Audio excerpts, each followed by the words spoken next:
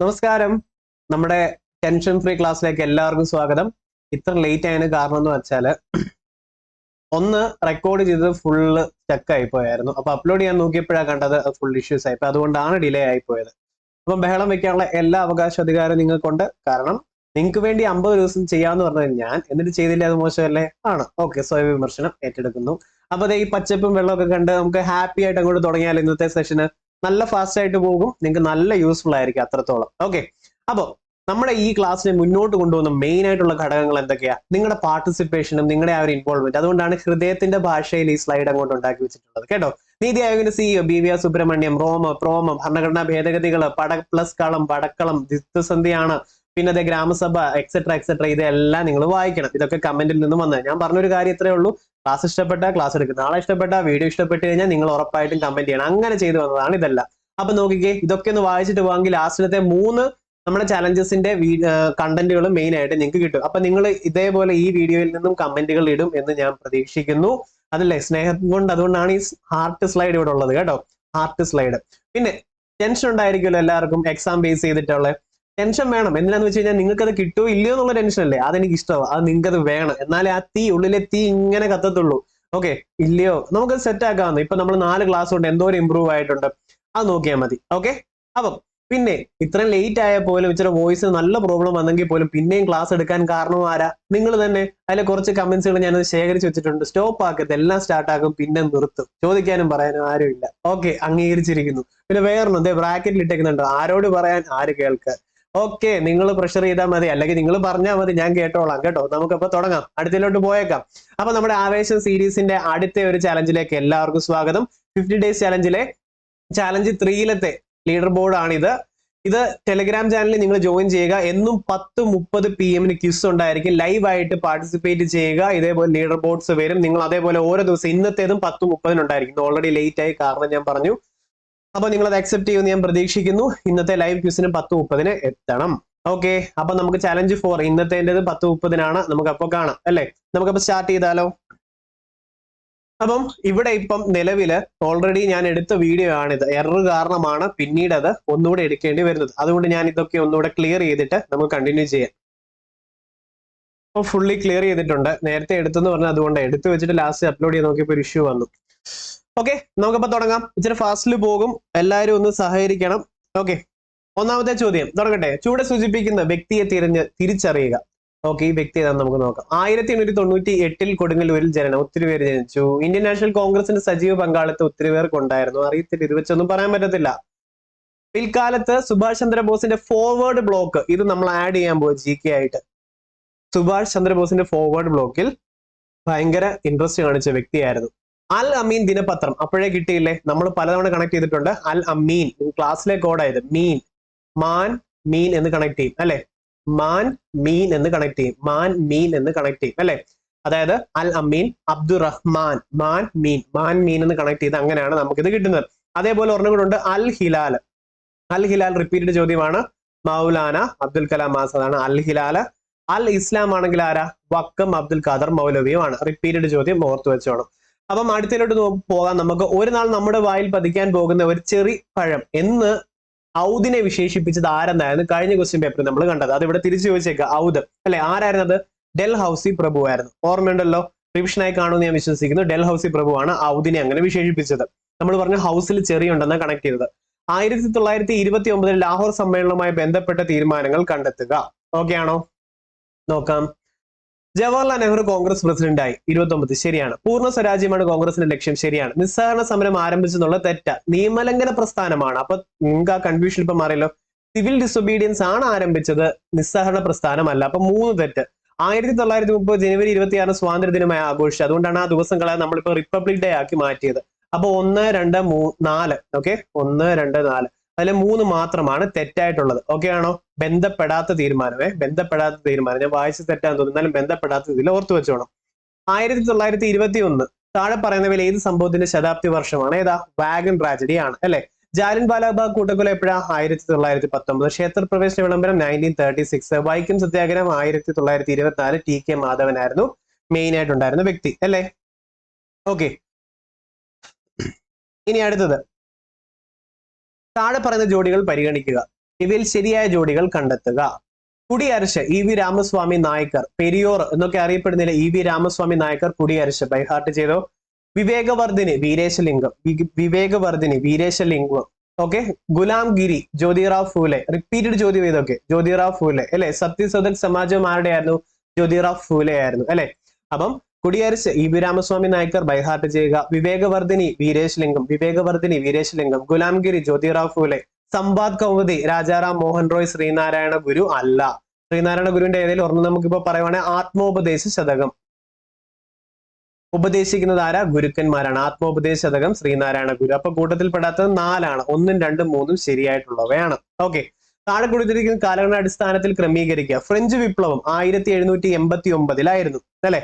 ഇംഗ്ലണ്ടിലെ മഹത്തായ വിപ്ലവം 1688 റഷ്യൻ വിപ്ലവം 1917. അമേരിക്കൻ സ്വാതന്ത്ര്യ സമരം 1776. ഡിക്ലറേഷൻ ഓഫ് റൈറ്റ്സ് അല്ലെ. അപ്പം ഈ 1, 2, 3, 4 ഓർഡർ കിട്ടിയാലോ നമുക്ക് ഇനി അത് മാർക്ക് ചെയ്ത് പോവാം. ഇത് ഇത്രയും പഠിച്ചിട്ട് പോകണം, റിപ്പീറ്റഡ് ആയി ചോദിക്കുന്നതാ. അപ്പം 2ൽ നിന്ന് സ്റ്റാർട്ട് ചെയ്യുന്നു, പിന്നെ 4 ആവുന്നത്. ഇനി ഫ്രഞ്ച് വിപ്ലവവുമായി ബന്ധപ്പെട്ട് കുറച്ച് പറയട്ടെ. ബാസിൽ കോട്ടയുടെ തകർച്ച, ബാസിൽ കോട്ടയുടെ തകർച്ച, പിന്നെ ടെന്നീസ് കോർട്ട് പ്രതിജ്ഞ, ഇതൊക്കെ ഫ്രഞ്ച് വിപ്ലവം. എസ്റ്റേറ്റുകളുമായി ബന്ധപ്പെട്ടത് ഒക്കെ ചോദിച്ച ഫ്രഞ്ച് വിപ്ലവമാണ്. ഓക്കെ. ഇംഗ്ലണ്ടിലെ മഹത്തായ വിപ്ലവം. ഓക്കെ. ഇംഗ്ലണ്ടിലെ മഹത്തായ വിപ്ലവത്തിൽ എന്തൊക്കെ പറയാം നമുക്ക്? ഓക്കെ, അടുത്തടുത്ത ടോപ്പിക്സ് വരുമ്പോൾ അതും പറഞ്ഞുതരാം. ശരി. പിന്നെ റഷ്യൻ വിപ്ലവത്തിന്റെ അതിന്റെ ഒക്ടോബർ റെവല്യൂഷൻ ഒക്കെ എന്തുമായി ബന്ധപ്പെട്ടതാ? റഷ്യൻ വിപ്ലവവുമായി ബന്ധപ്പെട്ടതാ. അതേപോലെ 1934 മാവോയുടെ നേതൃത്വത്തിലാണ് ലോങ് മാർച്ച് ഉണ്ടായത്. 1911 ചൈനീസ് റിപ്പബ്ലിക് ആയത്. ചൈനീസ് റിപ്പബ്ലിക് റെവല്യൂഷൻ നടന്നത് 1911 ചൈനീസ് റിപ്പബ്ലിക് ആയത് 1912 ചൈനീസ് റിപ്പബ്ലിക് ആയത്. ഇനി 1949 കമ്മ്യൂണിസ്റ്റ് റെവല്യൂഷൻ ആണ് ചൈനയിൽ ഉണ്ടായത്. 1949 പീപ്പിൾ റിപ്പബ്ലിക് ഓഫ് ചൈനയും ആയത്. ഇത്ര എണ്ണം പഠിച്ചു വെച്ചോണം കേട്ടോ. അമേരിക്കൻ സ്വാതന്ത്ര്യ സമരം 1776 അല്ലേ. ബോസ്റ്റൺ ടീ പാർട്ടി റിപ്പീറ്റഡ് ചോദ്യമാണ് 1773. ഒന്നാം കോണ്ടിനെന്റൽ കോൺഗ്രസ് 1774. രണ്ടാം കോണ്ടിനെന്റൽ കോൺഗ്രസ് 1775. സ്വാതന്ത്ര്യ പ്രഖ്യാപനം 1776 ഫിലാഡൽഫിയയിൽ നടന്നിട്ടുണ്ടായിരുന്നു. ഓക്കെ അല്ലേ. ഇത്തരം കാര്യങ്ങൾ ഓർത്ത് പഠിച്ചു വെച്ചോളൂല്ലോ. ഇനി വളരെ പ്രസിദ്ധമായിട്ടുള്ള മുഗാ സിൽക്ക് ആസാമാണ്. മുഗാ സിൽക്ക് ആസാം. രാജസ്ഥാനിലാണ് ജോവർ ബജ്റ. ജോവർ ബജ്റ ഇത് ബൈഹാർട്ട് ചെയ്തോണേ. GPS-ന് എത്ര ഉപഗ്രഹങ്ങളുടെ സിഗ്നൽ ആവശ്യമാ? 4 ഉപഗ്രഹങ്ങളുടെ സിഗ്നൽ ആവശ്യമാണ് കേട്ടോ. ഇനി നോക്കിക്കേ, കൊരാട്പൂൽ ജില്ലയിൽ നിന്ന് ഉത്ഭവിക്കുക ടെൽ നദി ഏത് നദിയുടെ പോഷക നദിയാ?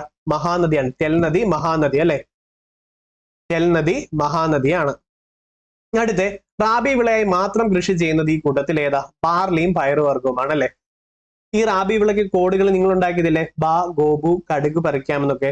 ബാർലി, ഗോതമ്പ് അല്ലെ, പിന്നെ എക്സെട്ര എക്സെട്ര ഇങ്ങനെ പറഞ്ഞ കണക്ട് ചെയ്ത്. അതെ, ബാർലിയും പയറുവർഗവും റാബി വിളയാണ്. എന്നാൽ നെല്ല്, പരുത്തി, ചോളം ഒക്കെ ഏതായിരുന്നു? ഖാരിഫ് വിളയാണ്. ഖാരിഫ് വിള അല്ലെ. ജൂൺ മുതൽ നവംബർ വരെ ഉള്ളതാണ് ഇത്. സെറ്റല്ലേ? ഖാരിഫ് വിള കാര്യമായ മഴയുള്ളപ്പം, അതായത് south west monsoon plus north east monsoon ഉള്ള സമയത്താണ് ഈ ഖാരിഫ് വിളകൾ. ഓക്കെ അല്ലേ. ഇന്ത്യയിലെ മൺസൂൺ മഴ ആദ്യം ലഭിക്കുന്ന പ്രദേശം ഏതാ? പശ്ചിമഘട്ടമാണ്. അപ്പൊ സൗത്ത് വെസ്റ്റ് മൺസൂണിന്റെ വേറെ പേരുകൾ എന്തൊക്കെയായിരുന്നു? ഇടവപ്പാതി, കാലവർഷം എന്നറിയപ്പെടും. നോർത്ത് ഈസ്റ്റ് ആണെങ്കിലും മൺസൂണിന്റെ പിൻവാങ്ങൽ, പിന്നെ തുലാവർഷം എന്നും അറിയപ്പെടും. ഇത് ബൈഹാർട്ട് ചെയ്ത് പഠിച്ചോണം. ഇന്ത്യയിൽ ഏറ്റവും കൂടുതൽ മഴ ലഭിക്കുന്നത് ഏത് മൺസൂൺ പ്രകാരമാണ്? ഏത് മൺസൂൺ കാരണമാണ്? സൗത്ത് വെസ്റ്റ് മൺസൂൺ ആണ്. റിപ്പീറ്റഡ് ചോദ്യമാണ്. 2023 ഇത് ചോദിച്ചു, പഠിച്ചു വെച്ചോണം. ഓക്കെ അല്ലേ. അടുത്തത് തിഫായ് മുഖ് ഡാം ഏത് രാജ്യങ്ങൾ തമ്മിലുള്ള തർക്കത്തിന് കാരണമാണ്? ഇന്ത്യയും ബംഗ്ലാദേശുമാണ് തിഫായ് മുഖ് അല്ലെ. അതേപോലെ ബംഗ്ലാദേശിന്റെ ഒരു സാറ്റലൈറ്റ് ഇന്ത്യ ഹെൽപ്പ് ചെയ്ത ബാങ് ബന്ധു ആയിരുന്നു അല്ലെ. ബാങ് ബന്ധു ആയിരുന്നു ബംഗ്ലാദേശിന് വേണ്ടി ഇന്ത്യ നിർമ്മിച്ച സാറ്റലൈറ്റ്. ഇന്ത്യൻ ചൈനയുമായിട്ടുള്ള ഒരു പ്രൊജക്ട് നമുക്ക് പറഞ്ഞാൽ PYQ Urumi 1 and Urumi 2 Indian ചൈനയുമായിട്ടുള്ള ഒരു പ്രൊജക്ട് ആണ്. ഇന്ത്യൻ നേപ്പാളുമായിട്ടുള്ളതോ? കോസി പദ്ധതി, ഖാണ്ടക് പദ്ധതി ഒക്കെ ഇന്ത്യയും നേപ്പാളുമായിട്ടുള്ള പദ്ധതികളാണ്. ചോദിച്ചിട്ടുണ്ട് ഇതല്ലാവേ. റിസർവ് ബാങ്ക് ഓഫ് ഇന്ത്യയുടെ ഇപ്പോഴത്തെ ഗവർണർ ആരാണ്? ശക്തികാന്ത ദാസ് ആണ് അല്ലെ.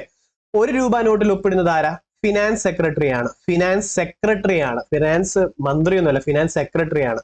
1 രൂപ നോട്ട് ഒഴികെയുള്ള എല്ലാ നോട്ടിലും ഒപ്പിടുന്നത് ആരാ? റിസർവ് ബാങ്ക് ഓഫ് ഇന്ത്യയുടെ ഗവർണർ ആണെന്ന് ഓർത്തു വെച്ചോണം. ഇത് ഇത്ര ഓർത്തു വെച്ചോളൂല്ലോ. ഓക്കെ. അതേപോലെ RBI റിസർവ് ബാങ്ക് ഓഫ് ഇന്ത്യയുടെ കേന്ദ്ര ബാങ്ക് ആക്കിയതും നാഷണലൈസ് ചെയ്തതും ഒക്കെ ഏത് വർഷമാണ്? 1949 ഓർത്തു വെച്ചോണം. RBI act 1934. ഇനി നബാർഡുമായി ബന്ധപ്പെട്ട് ശരിയായ പ്രസ്താവന. നബാർഡുമായി ബന്ധപ്പെട്ട് RIDF പഠിച്ചു വെച്ചോണം. +2 ഒരു എക്സാമിന് ചോദിച്ചിട്ടുണ്ടായിരുന്നത്. RIDF regional infrastructure development fund എന്തുമായി ബന്ധപ്പെട്ടത്? നബാർഡുമായി ബന്ധപ്പെട്ടതാ. ശിവരാമൻ കമ്മിറ്റിയുടെ ശുപാർശ പ്രകാരമാണ്. പക്ക അല്ലെ. കൃഷിയും ഗ്രാമവികസനവും നബാർഡിന്റെ ആസ്ഥാനം മുംബൈ ആണ്. ഇത് ഇത്രയും പഠിച്ചു വെച്ചോണം 1, 2 and 3. അടുത്ത വരുമാനവും തൊഴിലും ഉറപ്പാക്കി 6429 കുടുംബങ്ങൾ 100 ദിവസത്തിനുള്ളിൽ ദാരിദ്ര്യത്തിൽ നിന്നും മോചിപ്പിക്കാൻ കേരള സംസ്ഥാന കുടുംബശ്രീ നടപ്പിലാക്കിയ പദ്ധതി ഏതാണ്? ഉജ്ജീവനമാണ്. ഉപജീവനമല്ല, ഉജ്ജീവനം. നിങ്ങൾ ഉപജീവനം വായിക്കേണ്ടത് മനസ്സിൽ കയറും. ഉജ്ജീവനമാണെന്ന് ഓർത്ത് വെച്ചോണം. 6429 കുടുംബങ്ങൾ 100 ദിവസത്തിനുള്ളിൽ. കേട്ടോ, കുടുംബശ്രീയുടെ ആ പദ്ധതി ഏതാ? ഉജ്ജീവനം. കുടുംബശ്രീയുടെ പദ്ധതി ഏതാ? ഉജ്ജീവനം. ഓക്കെ, ഇനി അടുത്തത് ഗോൾഡൻ റെവല്യൂഷൻ എന്തുമായി ബന്ധപ്പെട്ടിട്ടുണ്ടോ? ഹോർട്ടിക്കൾച്ചറുമായി ബന്ധപ്പെട്ടതാ. മത്സ്യകൃഷിയുമായി ബന്ധപ്പെട്ടതാണെങ്കിൽ ഏതാ? ബ്ലൂ റെവല്യൂഷൻ ആണ്. മുട്ടയാണെങ്കിൽ ഏതാ? സിൽവർ റെവല്യൂഷൻ ആണ്. ഇതൊക്കെ ഓർത്ത് വെച്ചോളുമല്ലോ. അങ്ങനെയാണെങ്കിൽ ബ്രൗൺ റെവല്യൂഷൻ എന്തുമായി ബന്ധപ്പെട്ടതാ? കമന്റ് ചെയ്തേ. ഈ ലോകത്തിലെ ഏറ്റവും കൂടുതൽ പാൽ ഉൽപ്പാദിപ്പിക്കുന്ന രാജ്യം ഏതാണ്? ഇന്ത്യയാണ് ഈ കൂട്ടത്തിൽ, അല്ലെ? ഇനി ഇന്ത്യൻ പ്ലാനിങ്ങിന്റെ ശില്പി എന്നറിയപ്പെടുന്ന ആരാ? PC മഹൽനോബിസ്. കഴിഞ്ഞ ക്വസ്റ്റ്യൻ പേപ്പറിൽ ഒരു ചോദ്യം ഓർമ്മയുണ്ടോ? രണ്ടാമത്തെ പഞ്ചവത്സര പദ്ധതി ആരുടെ മോഡലായിരുന്നു, അല്ലെ? ആരുടെ പേരിൽ അറിയപ്പെട്ടു? PC മഹൽനോബിസിന്റെ മോഡലായിരുന്നു. ഒന്നാമത്തെ ആണെങ്കിൽ ഏതാ? ഹരോൾഡ് ഡോമർ മാതൃക. Harold Domar. മൂന്നാണെങ്കിൽ John Sandy and Chakravarty. KN Raj ഇവിടെ കിടക്കുന്നുണ്ടോ? ഒന്നാം പഞ്ചവത്സര പദ്ധതിയുടെ ആമുഖം, കേട്ടോ, ഡ്രാഫ്റ്റ് കരട് രൂപം എഴുതി തയ്യാറാക്കിയത് ആരെന്ന് PS റിപ്പീറ്റഡ് ആയിട്ട് ചോദിച്ചത് KN രാജാണ്. ഒന്നാം പഞ്ചവത്സര പദ്ധതിയുടെ ആമുഖം കരട് എഴുതി തയ്യാറാക്കിയത് KN രാജാണ്. ഒന്നാമത്തെ പഞ്ചവത്സര പദ്ധതി കൃഷിക്ക് പ്രാധാന്യം നൽകി. രണ്ടാമതാണെങ്കിൽ വ്യവസായത്തിന് നൽകി. ഓക്കെ, മൂന്നാമത്തേതിൽ ഗ്രീൻ റെവല്യൂഷൻ നടന്നു. ഇതൊക്കെ ഓർത്തു വെച്ചോണം. ഇത്രയും സെറ്റ് അല്ലേ? Okay, planned economy for India എന്നുള്ളത് ആരുടെ ബുക്കാ? Planned economy for India, M Visvesvaraya ആണ്. ഇത്ര ഓർത്ത് വെച്ചോളൂല്ലോ. ധനബില്ലിനെ സംബന്ധിച്ച് ഇന്ത്യൻ ഭരണഘടനയിലെ അനുച്ഛേദം ഏതാ? എപ്പോഴും ഞാൻ ക്ലാസ്സിൽ പറയും 10 മണി എന്ന് പറയുമ്പോഴത്തേക്ക് 110 മണി ബില്ല്, 110 മണി ബില്ല്. ഇത് പറഞ്ഞിട്ട് വരുമ്പോൾ ഇവിടെ 110 ഇല്ല. ഓർത്തോണം, തൊട്ടടുത്തുള്ള ആർട്ടിക്കിൾ അതുമായി ബന്ധപ്പെട്ട 109 110 മണി ബില്ലുമായി ബന്ധപ്പെട്ടതാ. ഓക്കെ, 109 110 മണി ബില്ലുമായി ബന്ധപ്പെട്ടതാ. 112 എന്തുമായി ബന്ധപ്പെട്ടതാ? റിപ്പീറ്റഡ് ചോദ്യം, ബഡ്ജറ്റുമായി ബന്ധപ്പെട്ടതാ. 108 എന്തുമായി ബന്ധപ്പെട്ടതാ? ജോയിന്റ് സിറ്റിംഗുമായി ബന്ധപ്പെട്ടതാ, അല്ലെ? ജോയിന്റ് സിറ്റിംഗ് ഓസ്ട്രേലിയയിൽ നിന്നും കടമെടുത്തു. ഓക്കെ അല്ലേ? 110 money bill, 109 money bill, 112 budget, 108 joint sitting. ഇത്രയും പഠിച്ചു വെച്ചോളൂല്ലോ, അല്ലെ? അടുത്തതിലോട്ട് പോകാം. താഴെ കൊടുത്തിരിക്കുന്നതിൽ കൺകറന്റ് ലിസ്റ്റിൽ ഉൾപ്പെടുന്നത് ഏതൊക്കെയാണ്? കൺകറന്റ് ലിസ്റ്റ് എന്ന് പറഞ്ഞാൽ സ്റ്റേറ്റും സെൻട്രൽ ഗവൺമെന്റും കൂടെ ഒരുമിച്ച് നോക്കുന്ന കാര്യങ്ങളാണ് കൺകറന്റ് ലിസ്റ്റിൽ വരുന്നത്. ഇവിടെ മായം ചേർക്കലും തൊഴിലുമാണ് ഈ കൂട്ടത്തിൽ വരുന്നത്. മായം ചേർക്കലും തൊഴിലുമാണ് കൺകറന്റ് ലിസ്റ്റിൽ വരുന്നത്. ബാക്കി കൺകറന്റ് ലിസ്റ്റിന്റെ കുറച്ച് പ്രധാനപ്പെട്ടതൊന്ന് പറയാൻ നോക്കിക്കോണേ. വൈദ്യുതി, ഇലക്ട്രിസിറ്റി അടിച്ചു, കറണ്ട് അടിച്ചു, കൺകറന്റ് ലിസ്റ്റ് കിട്ടത്തില്ലേ? വൈദ്യുതി 2023 ചോദിച്ചൊരു ചോദ്യമാണ്. പ്രിന്റിംഗ് പ്രസ്സുകളൊക്കെ ഏത് ലിസ്റ്റിൽ വരുമെന്ന്. പ്രിന്റിംഗ് പ്രസ് വർക്ക് ചെയ്യണമെങ്കിൽ വൈദ്യുതി വേണമെന്ന് സ്റ്റുഡൻസ് എന്ന കമന്റ് ആണ്. നല്ലൊരു കോഡാ. പ്രസ് വർക്ക് ചെയ്യണമെന്നുണ്ടെങ്കിൽ വൈദ്യുതി വേണം, കറണ്ട് വേണം. കൺകറന്റ് ലിസ്റ്റ് പ്രസ് പക്ക അല്ലേ? അപ്പൊ വൈദ്യുതി, വിദ്യാഭ്യാസം, വനം, വന്യജീവികളുടെ സംരക്ഷണം, നീതിന്യായം, എക്സെട്ര, വാഹനം, ഇതൊക്കെ കൺകറന്റ് ലിസ്റ്റിൽ വരുന്നതാണെന്ന് ഓർത്തു വെച്ചോണം. ഓക്കെ ആണോ? എന്നാൽ പൊതുജനാരോഗ്യം കഴിഞ്ഞ ക്വസ്റ്റ്യൻ പേപ്പർ ചോദിച്ച 2024 അത് ഏതായിരുന്നു? സ്റ്റേറ്റ് ലിസ്റ്റിൽ വരും, അല്ലെ? അതേപോലെ തദ്ദേശ സ്വയംഭരണ സ്ഥാപനങ്ങൾ സ്റ്റേറ്റ് ലിസ്റ്റിൽ വരും. മദ്യം, ജയില്, പോലീസ് ഒക്കെ സ്റ്റേറ്റ് ലിസ്റ്റിൽ വരും. കൃഷിയും ഒക്കെ ഏതിൽ വരും? സ്റ്റേറ്റ് ലിസ്റ്റിൽ വരുന്നതാ. ഇത്ര ഓർത്ത് വെച്ചോളൂ. മായം ചേർക്കലും തൊഴിലും ഇന്ന് ആഡ് ചെയ്തോണം കൺകറന്റ് ലിസ്റ്റിൽ, കേട്ടോ. മായം ചേർത്ത് കഴിഞ്ഞാൽ കറണ്ട് അടിപ്പിക്കണം എന്ന് ഓർത്തോണം. അല്ലാതെ ഇതിൽ പരം ഒരു മോശമായ പരിപാടി വേറെ ഉണ്ടോ? മായം ചേർത്ത കറണ്ട് അടിപ്പിക്കണം. ഇത് ഓർത്ത ഇനി മാർക്കത്തില്ലേ? ആരിലും മായം ചേർത്ത കറണ്ട് അടിപ്പിച്ചേക്കണം, മായം ചേർത്ത കറണ്ട് അടിപ്പിക്കണം എന്ന് ഓർത്ത് കഴിഞ്ഞാൽ ഇത് ഓർത്ത് വെക്കാൻ പറ്റും, കേട്ടോ. ഇനി തൊഴില് കൺകറന്റ് ലിസ്റ്റ്. ഓക്കെ, തൊഴിലെ കൺകറന്റ് ലിസ്റ്റ് ഓർത്ത് വെച്ചോണം. താഴെ കൊടുത്തിരിക്കുന്നവയിൽ തിരഞ്ഞെടുപ്പ് കമ്മീഷന്റെ ചുമതല ഏത്? ഈ തിരഞ്ഞെടുപ്പ് കമ്മീഷൻ എന്ന് ചോദിക്കുമ്പോൾ കേന്ദ്ര തിരഞ്ഞെടുപ്പ് കമ്മീഷനാണ് ഈ കൂട്ടത്തിൽ. ഇവിടെ ഇത് ചോദിച്ചതിന്റെ അർത്ഥം, അല്ലെങ്കിൽ സംസ്ഥാന തിരഞ്ഞെടുപ്പ് കമ്മീഷൻ എന്ന് ചോദിക്കും. ഓർത്ത് വെച്ചോണം, കേട്ടോ. സംവരണ മണ്ഡലങ്ങൾ നിശ്ചയിക്കുന്നത് ഡിലിമിറ്റേഷൻ കമ്മിറ്റിയുടെ ചുമതലയാണ്. അത് ഈ കൂട്ടത്തിൽ പെടുന്നില്ല. വോട്ടർ പട്ടിക തയ്യാറാക്കുക, ഓക്കെയാണ്, ശരി അല്ലെ? പഞ്ചായത്ത് തെരഞ്ഞെടുപ്പിന് മേൽനോട്ടം വഹിക്കുന്നത് സ്റ്റേറ്റ് ഇലക്ഷൻ കമ്മീഷനാണ്. പഞ്ചായത്ത്, മുനിസിപ്പാലിറ്റി, കോർപ്പറേഷൻ ഇലക്ഷൻ ഒക്കെ നടത്തുന്നത് ആരാ? സ്റ്റേറ്റ്, അല്ലെ? സംസ്ഥാന തിരഞ്ഞെടുപ്പ് കമ്മീഷനാണ്. ഓർത്തോണം, റിപ്പീറ്റഡ് ചോദ്യമാണ്. സംസ്ഥാന തിരഞ്ഞെടുപ്പ് കമ്മീഷന്റെ ചുമതല പഞ്ചായത്ത്, മുനിസിപ്പാലിറ്റിയിലൊക്കെ തിരഞ്ഞെടുപ്പ് നടത്തുന്നത്. ഓക്കെ, അല്ലാതെ തിരഞ്ഞെടുപ്പ് കമ്മീഷൻ എന്ന് മാത്രം തന്നാൽ അത് കേന്ദ്ര തിരഞ്ഞെടുപ്പ് കമ്മീഷൻ ആണെന്നുള്ളൊരു ഓർമ്മ നിങ്ങൾക്ക് വേണം. ഓക്കെ അല്ലേ? ഭരണഘടനാ നിർമ്മാണ സഭയുടെ ആദ്യ സമ്മേളനം നടന്നത്? ഇതിൽ ഞാൻ ഉത്തരം കണ്ടിട്ടില്ല. നിങ്ങളൊന്ന് ഞാൻ ഈ പറഞ്ഞ നോട്ട് ചെയ്തേ. 1946 ഓക്കെ, ഡിസംബർ 6 എന്ത് ചെയ്തു? ഭരണഘടനാ നിർമ്മാണ സഭ ഫോം ചെയ്തു. ഓക്കെ, അത് കഴിഞ്ഞിട്ട് ആദ്യ യോഗം ചേർന്നത് 1946 ഡിസംബർ 9, 3 ദിവസം കഴിഞ്ഞിട്ട്. അത് ഡൽഹിയിൽ വെച്ചിട്ടാണ് ഫസ്റ്റ് മീറ്റിംഗ് നടന്നത്. ഓക്കെ, അതുകൊണ്ടാണ് ഇവിടെ ആൻസർ ഇല്ലാത്തത്. ഇതിപ്പോ 6 ആക്കിയെങ്കിൽ ഓക്കെ, ശരി കൊടുക്കാം, സമ്മതിച്ചു. 1946 ഡിസംബർ 9. അപ്പൊ ഇത് ഓർത്ത് വെച്ചോളുവോ?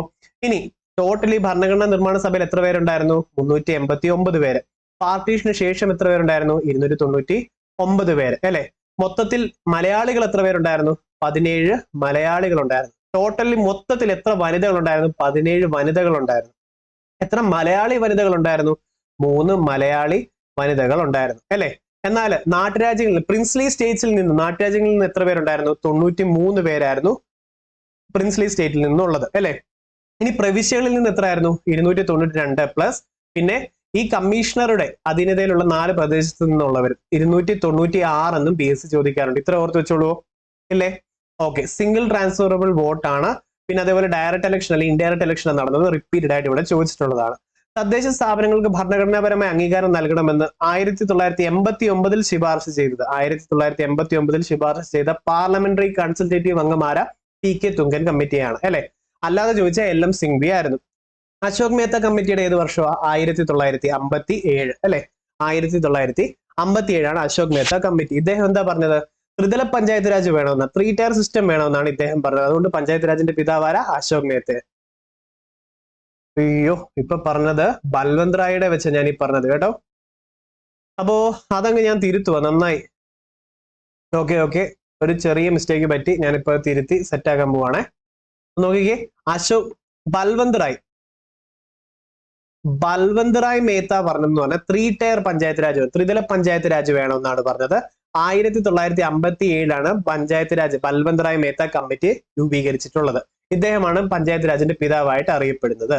അശോക് മേത്ത ആണെങ്കിൽ 1977. ഇദ്ദേഹം ശോകമായ കാര്യമാണ് പറഞ്ഞത്. ത്രിതല പഞ്ചായത്ത് എന്നുള്ളതിന് പകരം 2 ടയർ മതി എന്ന് പറഞ്ഞു ഇദ്ദേഹം. ത്രിതലത്തിന് പകരം 2 ടയർ മതി എന്ന് പറഞ്ഞു. അപ്പം 3 ത്രിതലമായിട്ടിരുന്നതിനെ 2 ടയർ എന്ന് പറയുമ്പോൾ ശോകമായിട്ടും കണക്ട് ചെയ്തു, ശോകമാക്കി കളഞ്ഞു. 3 ഉള്ളിടത്ത് 2 ആക്കി കളഞ്ഞു. ചുമ്മാ കണക്ട് ചെയ്യാൻ പറഞ്ഞ ശോകം.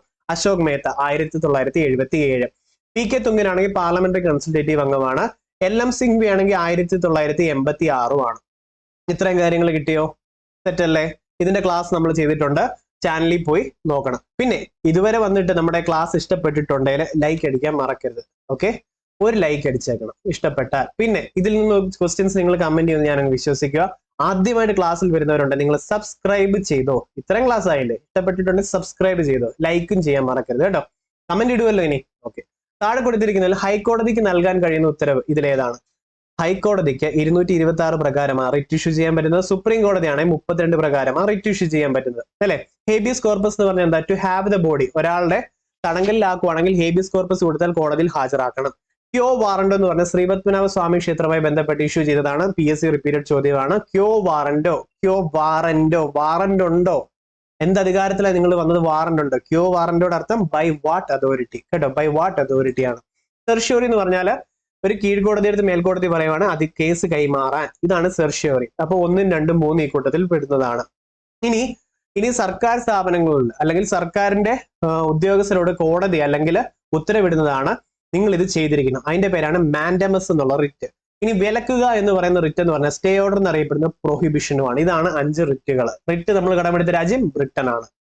അടുത്തത് നിർദ്ദേശക തത്വങ്ങൾ ഉൾപ്പെടുന്നത് ഈ കൂട്ടത്തിൽ ഏതൊക്കെയാ? അന്തർദേശീയ സമാധാനവും സുരക്ഷിതത്വവും 51. ഇത് ഞാൻ കണക്ട് ചെയ്ത് വെച്ചിരിക്കുന്നത് 51ന്റെ I ഇന്റർനാഷണൽ പീസിന്റെ I ആയിട്ട് അങ്ങ് എടുത്തു. അപ്പൊ ഇങ്ങനെ അങ്ങ് കിട്ടിയതാ കേട്ടോ. പിന്നെ പരിസ്ഥിതി സംരക്ഷണം 49 ആ 9 അങ്ങോട്ട് ഞാൻ തിരിച്ചിട്ട് P ആക്കി, പ്രൊട്ടക്ഷൻ. ഇങ്ങനെയാണ് ഇത് ഞാൻ ഓർത്ത് വെച്ചത്. അപ്പം നിർദ്ദേശക തത്വങ്ങൾ ഉൾപ്പെടുന്നവ ഇവർ രണ്ടോ. ചൂഷണത്തിനെതിരെയുള്ള ഫണ്ടമെന്റൽ റൈറ്റ്സിൽ പെടുന്നത്. അതുകൊണ്ട് ഇത് തെറ്റാ. 3 ഉള്ളതൊക്കെ ക്യാൻസൽ ചെയ്ത് കളയാം. 1 പോയുള്ള അപ്പോഴും. അപ്പൊ ഇതിൽ ഏതൊക്കെ വരുന്നുണ്ട്? 2ഉം 4ഉം വരുന്നുണ്ട്. ഓക്കെ, അപ്പൊ ഇത് ഓർത്ത് വെച്ചോളുമല്ലോ ഇല്ലേ? നിർദ്ദേശക തത്വങ്ങൾ നമ്മൾ കടമെടുത്ത ഏത് രാജ്യത്തു നിന്നാ? അയർലൻഡിൽ നിന്നാണ്. ഓർത്ത് വെച്ചോണം. ഓക്കെ അല്ലേ? നിർദ്ദേശക തത്വങ്ങളുടെ ഭാഗം 4 DPSP എന്നറിയപ്പെടും. ഇനി സ്വത്തവകാശത്തെ മൗലിക അവകാശങ്ങളുടെ പട്ടികയിൽ നിന്നും ഒഴിവാക്കിയ ഭേദഗതി 44ാമത്തെ ഭേദഗതിയാണ്. മൊറാർജി ദേശായി ഗവൺമെന്റിന്റെ സമയത്തായിരുന്നു. ആ സമയത്തെ പ്രസിഡന്റ് ആരായിരുന്നു? നീലം സഞ്ജീവ് റെഡ്ഡിയാണ്. 42ാമത്തെ ഭേദഗതി അറിയപ്പെടുന്നത് മിനി കോൺസ്റ്റിറ്റ്യൂഷൻ എന്നാണ്. ആമുഖം പ്രിയാമ്പിൾ ഭേദഗതി ചെയ്ത ഏക ഭരണഘടനാ ഭേദഗതിയാണ് ഈ 42. ഇനി 52 എന്ന് പറയുമ്പോൾ 10ാമത്തെ പട്ടിക കൂട്ടിച്ചേർത്തു. ഭരണഘടന നിലവിൽ വന്നപ്പോൾ 8 പട്ടികകളെ ഉണ്ടായിരുന്നുള്ളൂ. നിലവിൽ 12 ഉണ്ട്. അതിലെ 10ാമത്തേത് ആഡ് ചെയ്ത് 52ാമത്തെ ഭേദഗതി 5 into 2 10 ആണെന്ന് ഓർത്താൽ മതി. 10 കാശിന് കൂറുമാറി. കൂറുമാറ്റ നിരോധന നിയമവുമായി ബന്ധപ്പെട്ടതാണ് 52ാമത്തെ ഭേദഗതി, 10ാമത്തെ പട്ടിക. അപ്പൊ 9ാമത്തെ പട്ടിക വന്നതോ 1ാമത്തെ അമെന്റ്മെന്റോട് കൂടിയാണ്, ഭൂപരിഷ്കരണ നിയമം അല്ലെ. 10ാമത്തേതാണെങ്കിലോ 52 5x10 അല്ലെ, കൂറുമാറ്റ നിരോധന നിയമം, ആന്റി ഡിഫെക്ഷൻ ലോ ആണ്, കൂറുമാറ്റ നിരോധന നിയമം. 11ാമത്തെ പട്ടികയാണെങ്കിൽ 73ാമത്തെ ഭേദഗതി പഞ്ചായത്ത് രാജുമായി ബന്ധപ്പെട്ടത്. 12ാമത്തെ ആണെങ്കിൽ 74ാമത്തെ ഭേദഗതി മുനിസിപ്പാലിറ്റിയുമായി ബന്ധപ്പെട്ടത്. ഓക്കെ, പിന്നെ ഈ ഭേദഗതിയുമായി ബന്ധപ്പെട്ട് PSC അടുത്തിടയ്ക്ക് ഒത്തിരി തവണ ചോദിച്ചൊരു ചോദ്യം 91ാമത്തെ ഭേദഗതി 15% കൂടുതൽ അംഗങ്ങളുടെ 15% കൂടുതൽ എണ്ണത്തിൽ കൂടുതൽ മന്ത്രിമാർ വരാൻ പാടില്ല, മിനിമം 12 പേര് ഉണ്ടായിരിക്കണം എന്ന് പറയുന്ന ഭരണഘടനാ ഭേദഗതി ഏതാ? 91ാമത്തെ ഭേദഗതി. നമ്മൾ കുറെ ക്വസ്റ്റ്യൻ പേപ്പറിൽ കണ്ടേ. പാർലമെന്റ് ജമ്മു ആൻഡ് കാശ്മീർ പുനഃസംഘടനാ നിയമം അംഗീകരിച്ചത് എപ്പോഴാണ്?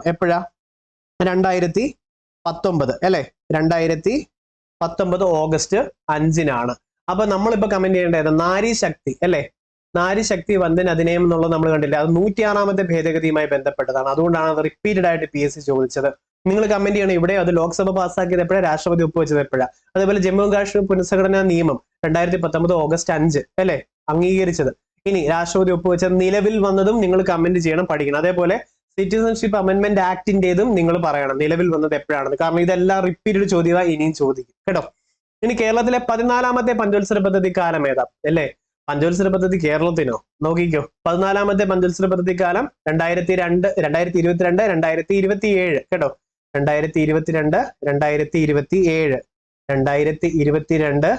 2027 2022 27 22 27 22 27. ഇതധികം ആരും പറയാത്തൊരു സംഭവമല്ലേ, ഒന്ന് പറഞ്ഞു തരട്ടെ. ഒന്ന്, Kerala state planning board. Kerala state planning board നിലവിൽ വന്നത് 1967. ഓക്കെ, ഈ 14ാമത്തെ പഞ്ചവത്സര പദ്ധതിയുമായി ബന്ധപ്പെട്ട് ഇനി ചോദിക്കുമ്പോൾ നിങ്ങൾ ഓർത്തോണം ഇവിടെ എന്തൊക്കെയാ പ്രയോറിറ്റി കൊടുത്തേക്കുന്നത് നിങ്ങൾക്ക് അറിയാവോ? ഇവിടെ പ്രയോറിറ്റി കൊടുത്തേക്കുന്ന കാര്യങ്ങൾ ഞാൻ വായിക്കാം. Kerala's 14th 5-year plan focuses on higher education, okay, science, higher education, science and technology. Okay ആണല്ലോ. പിന്നെ മെയിൻ ആയിട്ട് എയിം ടു ഇംപ്രൂവ് കേട്ടോ, improve production and transform Kerala into, ഏറ്റവും important factor, transform Kerala into knowledge economy, knowledge economy, ഇത് മറക്കരുത്. അപ്പൊ focuses on higher education, science and technology, transform Kerala into knowledge economy. 14ാമത്തെ പഞ്ചവത്സര പദ്ധതിയുടെ പ്രധാന ലക്ഷ്യമായതൊക്കെ ഇത്ര നിങ്ങൾ പഠിച്ചോണം. പിന്നെ build on public investment in health, education, social welfare and gender justice ചോദിക്കും ഇതൊക്കെ. ജെൻഡർ ജസ്റ്റിസ് ഇതൊക്കെയാണ് 14ാം പഞ്ചവത്സര പദ്ധതിയുടെ ഉദ്ദേശം കേരളത്തിലെ കേട്ടോ. ഇനി നമ്മുടെ പ്ലാനിംഗ് കമ്മീഷൻ ഇല്ലേ ഇന്ത്യയിലത്തെ, 1950 പ്ലാനിംഗ് കമ്മീഷൻ വരുന്നു, 51 1ാം പഞ്ചവത്സര പദ്ധതി വരുന്നു. പിന്നീട് എന്തായി, 2015 മുതൽ അത് നിതി ആയോഗായി മാറുന്നു. നിതി ആയോഗിന്റെ CEO സുബ്രഹ്മണ്യമാണ്, വൈസ് ചെയർമാൻ ആണെങ്കിൽ സുമാൻ ബെരി ആണെന്നൊക്കെ നമ്മൾ റിപ്പീറ്റഡ് ആയി ചോദിച്ചു പഠിച്ചു വരുന്നത്. അതേപോലെ കേരളത്തിലെ പഞ്ചവത്സര പദ്ധതിയുമായി ബന്ധപ്പെട്ടതാണ് ഇവിടെ കണ്ടത്, ബാക്ക് അടിച്ച് പഠിച്ചുണ്ട് 22 മുതൽ 27 വരെ. ഓക്കെ, അടുത്ത് താഴെ കൊടുത്തിരിക്കുന്നതിൽ കേരള സാമൂഹ്യ സുരക്ഷാ മിഷൻ പദ്ധതി അല്ലാത്തത് ഏത്? താലോലം നമുക്കറിയാം, 18 വയസ്സ് താഴെയുള്ള കുട്ടികൾക്കുള്ള ഹെവി അസുഖങ്ങളൊക്കെ ഉണ്ടെങ്കിൽ അതുമായി ബന്ധപ്പെട്ടത്. സ്നേഹപൂർവ്വം ആണെങ്കിൽ മാതാപിതാക്കൾ 2 പേര് നഷ്ടപ്പെട്ട കുട്ടികളുണ്ടെങ്കിലോ, ഒരാൾ നഷ്ടപ്പെട്ടിട്ടുണ്ടെങ്കിലോ, പിന്നെ കുട്ടികളെ മേയ്ക്കാൻ അല്ലെങ്കിൽ കുട്ടികളുടെ കാര്യം നോക്കാൻ വേണ്ടി ഫണ്ടുകൾ ഇല്ലെന്നുണ്ടെങ്കിലും സ്നേഹപൂർവ്വ സ്കീം വഴി അവർക്ക് കൊടുക്കുന്ന ധനസഹായമാണ് അല്ലെ. അപ്പം മാതാപിതാക്കൾ ആരെങ്കിലും ഒരാൾ മരണപ്പെടുകയോ 2 പേര് മരണപ്പെട്ടാലും സ്നേഹപൂർവ്വത്തിൽ വരുന്നുണ്ട്. ശ്രുതി തരംഗമാണ്, കോക്ലിയ ഇംപ്ലാന്റേഷൻ ആണ്, കേൾവിയുമായി ബന്ധപ്പെട്ടതാണ്. ഇതെല്ലാം സോഷ്യൽ ജസ്റ്റിസ് ഡിപ്പാർട്ട്മെന്റുമായി ബന്ധപ്പെട്ടതാ. അതിന്റെ വർഷം ഏതാ? 1975. സാമൂഹ്യ സുരക്ഷ അല്ലെ, സോഷ്യൽ ജസ്റ്റിസ് ഡിപ്പാർട്ട്മെന്റ് 1975. എന്നാൽ കുടുംബശ്രീയുടെ ഈ പദ്ധതിയിൽ വരുന്നതല്ല. ഓക്കെ, കുടുംബശ്രീയുടെ 100 ദിവസത്തെ ഒരു തൊഴിലിന്റെ പദ്ധതി നമ്മളിപ്പോ പറഞ്ഞായിരുന്നല്ലോ, ഏതായിരുന്നു? ഉജ്ജീവനമാണത്. ഉജ്ജീവനം റിവൈസ് ചെയ്തോണേ. ഇനി കേരള സംസ്ഥാന സാമ്പത്തിക കമ്മീഷൻ രൂപം കൊണ്ടത് state finance commission. State finance നമ്മൾ കണക്ട് ചെയ്ത് എത്ര? 243I, ഫിനാൻസ് ഇൻകം വെച്ച് കണക്ട് ചെയ്തു. ഇനി ഫിനാൻസ് ഉണ്ട്, ഐഫോൺ നമ്മുടെ കമന്റ് കിടപ്പുണ്ടായിരുന്നു, ഇപ്പൊ നമ്മളത് കണ്ടിട്ടാ വന്നത്. അപ്പൊ 243I ആണെങ്കിൽ finance commission, state finance commission ആണ്. ഇൻകം ഫിനാൻസ് കമ്മീഷൻ, അല്ലെങ്കിൽ ഫിനാൻസ് ഉണ്ട് ഐഫോൺ വാങ്ങിക്കും 243I അല്ലെങ്കിൽ Y. പിന്നെ അതേപോലെ PSC ചോദിച്ചതാണ് സംസ്ഥാന ഇലക്ഷൻ കമ്മീഷനുമായി ബന്ധപ്പെട്ടത്. 243K ആണ് സംസ്ഥാന ഇലക്ഷൻ കമ്മീഷനുമായി ബന്ധപ്പെട്ടത്. എന്നാൽ ഇലക്ഷൻ കമ്മീഷൻ എന്ന് മാത്രം പറയുവാണെങ്കിൽ ഏതാ? 324 ആണ് ഇലക്ഷൻ കമ്മീഷൻ. സംസ്ഥാന ഇലക്ഷൻ കമ്മീഷൻ ആണ് 243K. കട്ടുമുടിക്കാൻ ഇലക്ഷൻ നമ്മൾ കണക്ട് ചെയ്തില്ലായിരുന്നു. പിന്നെ അതേപോലെ ടാക്സ് പിരിക്കുന്നത് ഓർമ്മയുണ്ടോ? കഴിഞ്ഞ ക്വസ്റ്റ്യൻ പേപ്പറിൽ ഉണ്ടായിരുന്നു 243 എച്ച് ആയിരുന്നത്. എച്ചുകൾ ടാക്സ് പിരിക്കുന്നതൊക്കെ നമ്മൾ പറഞ്ഞു അല്ലെ. 243 എച്ച്. അപ്പൊ ഇത്ര ഓർത്ത് വെച്ചോണേ. തെറ്റല്ലേ? ഓക്കെ. 243A ഗ്രാമപഞ്ചായത്തുമാണ്. 2023 ഏപ്രിൽ 1 മുതൽ ദേശീയ ഗ്രാമീണ തൊഴിലുറപ്പ് പദ്ധതിയിൽ കേരളത്തിലെ തൊഴിലാളികൾക്ക് ഒരു ദിവസത്തെ കൂലിയിൽ ഉണ്ടായ വർധനവ് എത്രയാണ്? ആദ്യം 311 ആയിരുന്നു, പ്ലസ് 22 രൂപ കൂടി, അങ്ങനെ 333 ആയിരുന്നു. ഇപ്പൊ 13 രൂപയോടെ കൂടി, അവസാനം ഇപ്പൊ 346 അപ്പൊ ഇനി ചോദിക്കാൻ പോകുന്നത് എത്ര രൂപ കൂടി? 13 രൂപയാണ് കൂടിയത്. ഓർത്തു വെച്ചോണം 346, മറക്കല്ല. പട്ടിക 1 ആരോഗ്യക്ഷേമ പ്രവർത്തനങ്ങൾ, പട്ടിക 2 ഗുണഭോക്താക്കൾ. ഇവരിലെ ശരിയായിട്ടുള്ള ഉത്തരം താഴെ കൊടുത്തിരിക്കുന്ന കോഡിൽ നിന്നും തിരഞ്ഞെടുക്കുക. മന്ദഹാസം. മന്ദഹാസം പല്ലുമായി ബന്ധപ്പെട്ടതാ. BPL വിഭാഗത്തിലെ മുതിർന്ന പൗരന്മാരുമായി ബന്ധപ്പെട്ടതാണ് മന്ദഹാസം. 1 4. അപ്പൊ ഞാൻ 4 എഴുതി വെക്കുക. അപ്പൊ ബാക്കി 2 ഓപ്ഷനും പോയി അവിടെ ഓൾറെഡി കഴിഞ്ഞു. അപ്പൊ മന്ദഹാസം പല്ല് വെക്കുന്നതുമായി ബന്ധപ്പെട്ടാണ്. ഇനി സമന്വയ, ട്രാൻസ്ജെൻഡേഴ്സിന്റെ വിദ്യാഭ്യാസത്തിനുള്ള പദ്ധതിയാണ് സമന്വയ. നമ്മൾ കേരള ഗവർണൻസിൽ പഠിച്ച, കേരള ഗവർണൻസ് കാണാത്തവരുണ്ടെ കണ്ടോണേ, സൂപ്പറായിട്ട് മനസ്സിലാവും. അപ്പം 2ാമത് 5. അടുത്തത് അഭയകിരണം, നിരാലംബരായ വിധവകളാണ് അഭയകിരണം. അഭയകിരണം 1. ഓക്കെ, അഭയകിരണം. പിന്നെ അടുത്തത് നിരാമയ, ഭിന്നശേഷിയുള്ളവർക്കാണ്. ഓക്കെ, ഭിന്നശേഷിയുള്ളവർക്ക് നിരാമയ. ഇത്രയും കാര്യങ്ങൾ ഓർത്തു വെച്ചോണം. ഓക്കെ അല്ലേ? അപ്പം ഇതാണ് ശരിയായിട്ടുള്ള ഉത്തരം. അടുത്തത് R21 matrix M vaccine. R21 matrix M vaccine എന്തുവാ? M മലേറിയ കഴിഞ്ഞു. ഇനി ഇത് എന്ന് ചോദിച്ചാൽ നിങ്ങൾ ഓർത്തു വെച്ചോ. R21 M മലേറിയ, കേട്ടോ, മലേറിയ വാക്സിൻ ആണ് ഇത്. ഓക്കെ അല്ലേ? അടുത്ത് താഴെ തന്നിരിക്കുന്നതിൽ അവകാശവാദവും കാരണവും ശ്രദ്ധാപൂർവം വായിച്ച് ശരിയായിട്ടുള്ള ഓപ്ഷൻ തിരഞ്ഞെടുക്കുക. അസേർഷനും റീസണിങ്ങുമാണ് ഇത്. അവകാശവാദം ഇതാണ്: ഹൃദയമിടിപ്പ് നിലയ്ക്കുമ്പോൾ അത് ഹൃദയസ്തംഭനം എന്നറിയപ്പെടുന്നു. ഓക്കെ, കാരണം ഹൃദയസ്തംഭനം മൂലം ഹൃദയാഘാതം സംഭവിക്കുന്നത് തെറ്റാ. വാദം ശരിയാണ്, കാരണം തെറ്റാണ് എന്നുള്ളത് നമുക്ക് ഇവിടുന്ന് വായിച്ച് കിട്ടേണ്ട ഒരെണ്ണം. അത് ഞാൻ എത്ര പറഞ്ഞു തന്നാലും ശരിയാകത്തില്ല, അത് നോക്കിയോണേ. അടുത്തത് താഴെ പറയുന്ന പ്രസ്താവനയിൽ ബെറിബെറിയെ സംബന്ധിച്ച് ശരിയായ ഓപ്ഷൻ ഇതിൽ തിരഞ്ഞെടുക്കുക. ബെറിബെറി ഏതാണ് കാരണം? ഏതിന് ഡെഫിഷ്യൻസി കാരണം? ആക്ച്വലി B1, അതായത് നമ്മുടെ തയമിൻ അല്ലെ. B1 thiamine, B2 riboflavin, thiamine riboflavin, B3 niacin, thiamine riboflavin niacin, B5 പ്രധാനപ്പെട്ടതാണ് എന്താ? Pantothenic acid, pantothenic acid, B5. B7 biotin, vitamin H എന്നറിയപ്പെടും. റിപ്പീറ്റഡ് ചോദ്യം, B7 ബയോട്ടിൻ. ഇനി B9 ആണ് folic acid, very important, folic acid. B12 കൊബാലമൈനുമാണ്. Okay, കൊബാലമിനുമാണ്. ഇത്രയും പഠിച്ചിട്ടേ പോകാം. പോസ് ചെയ്ത് ഇത്രയും പഠിച്ചേ. B1 thiamine riboflavin niacin, thiamine riboflavin niacin, thiamine riboflavin niacin, thiamine riboflavin niacin, thiamine riboflavin niacin. B5 pantothenic, B7 biotin, vitamin H എന്നറിയപ്പെടും. B9 folic, B12 cobalamin. Okay, ശരി. B2 വിറ്റാമിന്റെ അഭാവം മൂലം ഉണ്ടാകുന്നതാണ് ബെറിബെറി. തെറ്റ്. B1 കാരണമാണ്, അതുകൊണ്ട് 1 തെറ്റ്. അപ്പൊ 1 ഉള്ളതൊക്കെ അങ്ങ് ക്യാൻസൽ ചെയ്യാം, 2 അങ്ങ് പോയി അല്ലെ. ഇനി അടുത്തത് നോക്കി, തൈമിന്റെ അഭാവം മൂലം ഉണ്ടാകുന്ന രോഗമാണ് ബെറിബെറി. ശരിയാ അല്ലെ. ശിശുക്കളിലും ചെറിയ കുട്ടികളിലും എന്നുള്ളത് തെറ്റാ. കാരണം എന്താ? ഈ മുതിർന്ന ആൾക്കാർ, മെയിൻ ആയിട്ട് മദ്യപാനികളിൽ B1 ഡെഫിഷ്യൻസി ഉണ്ടാവുന്നുണ്ട്. റിപ്പീറ്റഡ് ചോദ്യം PSCയുടെ ഓർമ്മയുണ്ടല്ലോ. മദ്യപാനികളിൽ B1 ഡെഫിഷ്യൻസി ഉണ്ടാവുന്നുണ്ട്. അങ്ങനെയാണ് ബെറിബെറി. അപ്പൊ ശിശുക്കൾ, ചെറിയ കുട്ടികൾ എന്നുള്ള തെറ്റല്ലേ. അപ്പൊ 3 വരുന്നതും തെറ്റ്. അപ്പൊ 2, 4, 5 ആയിരിക്കും. അപ്പൊ 4 നമുക്ക് നോക്കാം. ഈ രോഗം കൂടുതൽ രാജ്യങ്ങളിൽ പ്രധാന ഭക്ഷണമായി, കൂടുതലുള്ള രാജ്യങ്ങൾ പ്രധാന ഭക്ഷണമായി മിനുക്കിയ, ഓക്കെ, മിനുക്കിയ അരി ഉൾപ്പെടുത്തുന്നത് കണ്ടുവരുന്നുണ്ട്. ഓക്കെ, മിനുക്കിയ അരി ഉൾപ്പെടുത്തുന്നത് നമ്മളിത് വായിച്ചിട്ടുള്ളതാ. പിന്നെ ന്യൂറൈറ്റിസ്, പക്ഷാഘാതം, പേശിവേദന, മാനസിക തകർച്ച, ഹൃദയസ്തംഭനം എന്നിവ ലക്ഷണങ്ങളാണ്. അപ്പൊ ഇതൊക്കെയാണ് ബെറിബെറിയുമായി ബന്ധപ്പെട്ടത്. പഠിച്ചോണേ. 2023 ഐക്യരാഷ്ട്രസഭയുടെ കാലാവസ്ഥാ വ്യതിയാന സമ്മേളനം COP28 നടന്നത് എവിടെ വെച്ചാണ്? എവിടെയാ? UAE ആണ് അല്ലെ.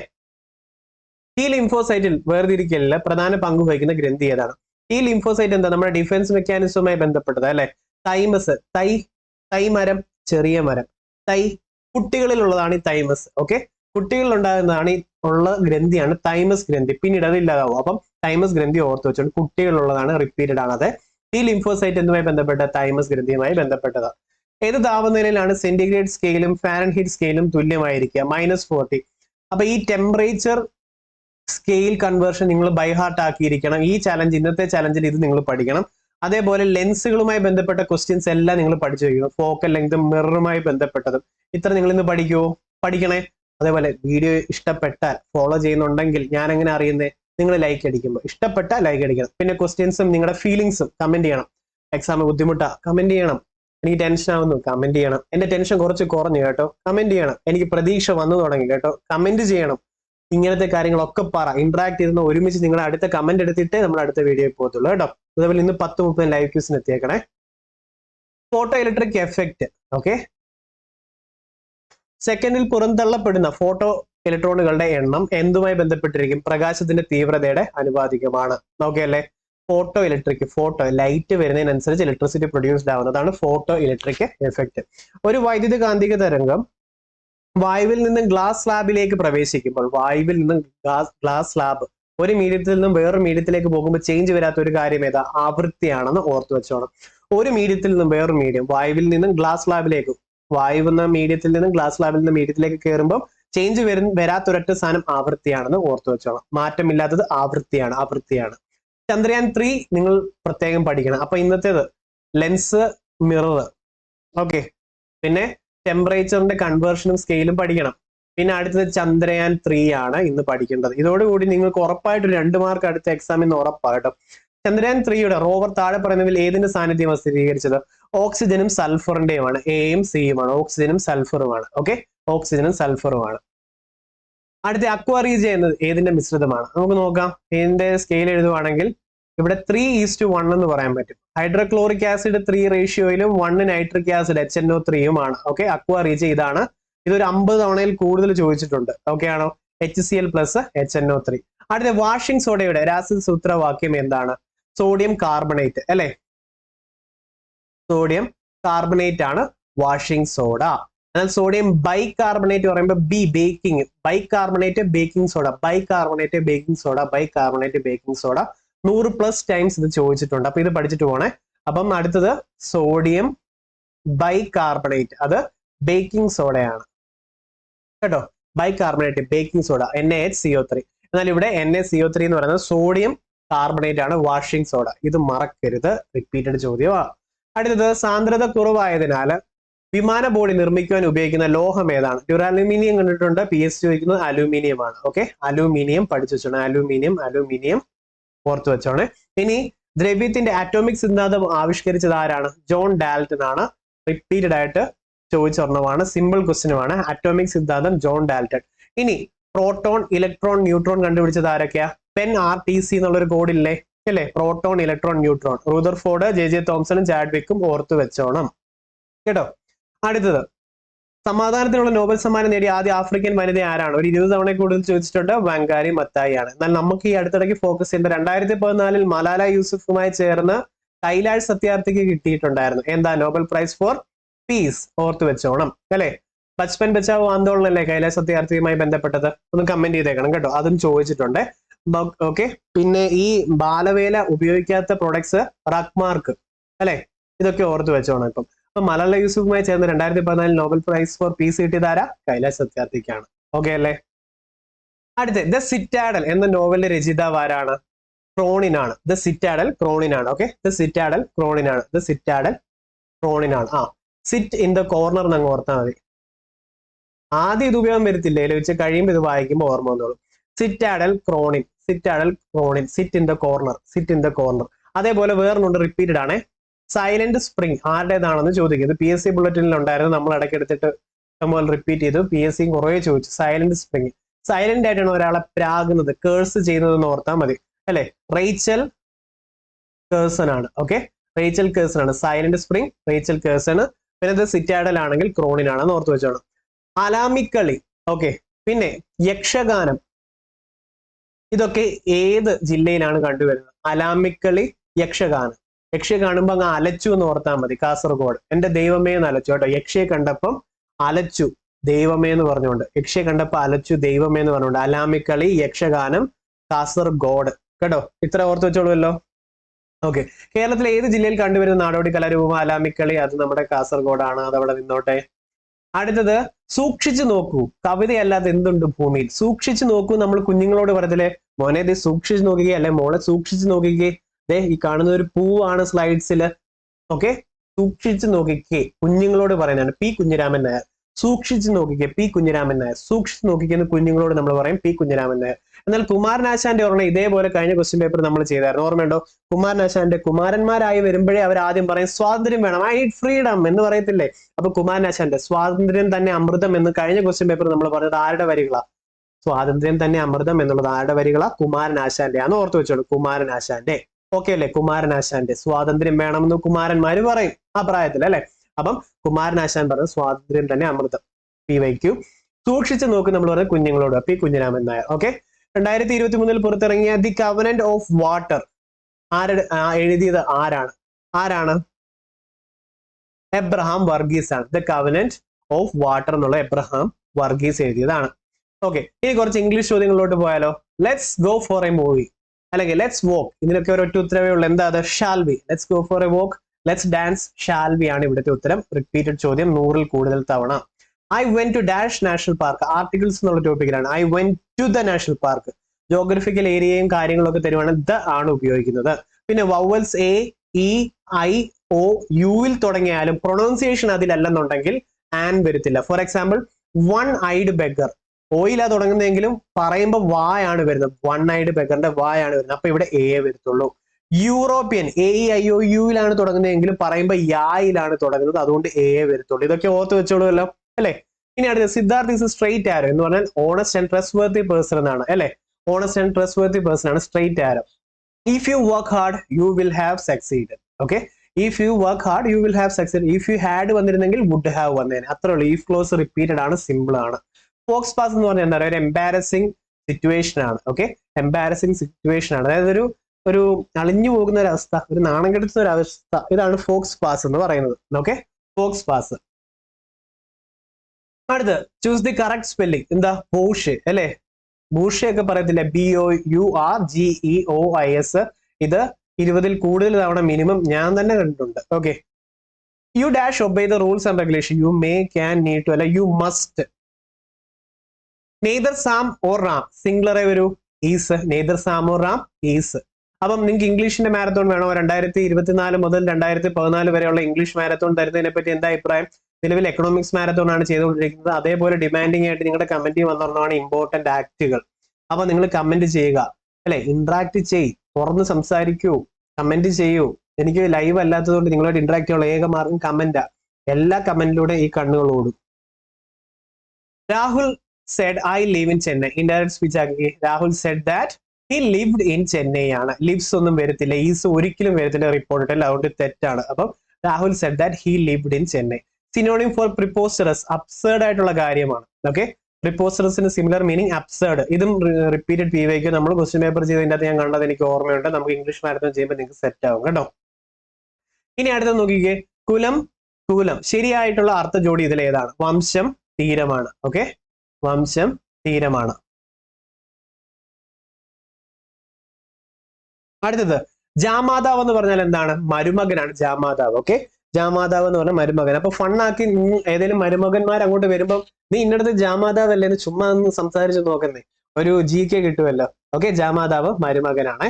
അടുത്ത ശരിയായ വാക്യം ഏത്? ശരിയായ വാക്യം കണ്ടുപിടിക്കാൻ നമ്മുടെ ഒരു സിമ്പിൾ 2 റൂൾസേ ഉള്ളൂ. നിങ്ങൾ ഒന്ന് ഫോളോ ചെയ്തേ. വലിയ മലയാളം മുൻഷി ആവണ്ട, ഇതിന് ചെറിയ 2 സംഭവങ്ങൾ മതി. എക്സ്പെർട്ട് അഡ്വൈസ് എപ്പോഴും സ്വീകരിക്കുക. ഞാൻ എന്റെ രീതി മാത്രം പറഞ്ഞ. ഒന്ന്, ഏറ്റവും സിംപ്ലസ്റ്റ് സ്റ്റേറ്റ്മെന്റ് ആയിരിക്കണം അതിൽ നിന്ന് നമ്മൾ എടുക്കേണ്ടത്. സിംപ്ലസ്റ്റ് സ്റ്റേറ്റ്മെന്റ് ആയിരിക്കണം. 2, റിപ്പീറ്റ് ചെയ്ത് എന്തെങ്കിലും വന്നാൽ ആ സ്റ്റേറ്റ്മെന്റ് തെറ്റാണ്. ഓക്കെ, ഞാൻ എത്ര താമസിച്ച് കിടന്നാലും കൃത്യമായി ഉണരും. ഞാൻ ഒരിക്കലും ആ കാര്യത്തിൽ സെറ്റ് അല്ല, പക്ഷെ സെറ്റ് ആവും. ഓക്കെ, അപ്പം ഈ ഒരു കാര്യം റിപ്പീറ്റഡ് അല്ല. അതായത് ഞാൻ എത്ര താമസിച്ച് കിടന്നാലും കൃത്യമായി ഉണരുകയും ചെയ്യും, പിന്നെ എടുത്ത് വരേണ്ട ആവശ്യമില്ല. അപ്പൊ റിപ്പീറ്റഡ് വന്നോ? ഇത് തെറ്റ്. ഏറ്റവും സിംപ്ലസ്റ്റ് ഏതോ അത് ശരിയാകാനാണ് ചാൻസ്. ഈ 2 റൂൾസ് ഓർത്ത് വെച്ചോണം. അടുത്തത് നോ ഒബ്ജക്ഷൻ സർട്ടിഫിക്കറ്റ്. ഇതിന് തത്തുല്യമായി ഉപയോഗിക്കാവുന്ന പദം ഏതാ? നിരാക്ഷേപ പത്രം എന്ന് പറയും കേട്ടോ. നോ ഒബ്ജക്ഷൻ, നിരാക്ഷേപ പത്രം. നോ ഒബ്ജക്ഷൻ സർട്ടിഫിക്കറ്റ് ആണ് നിരാക്ഷേപ പത്രം.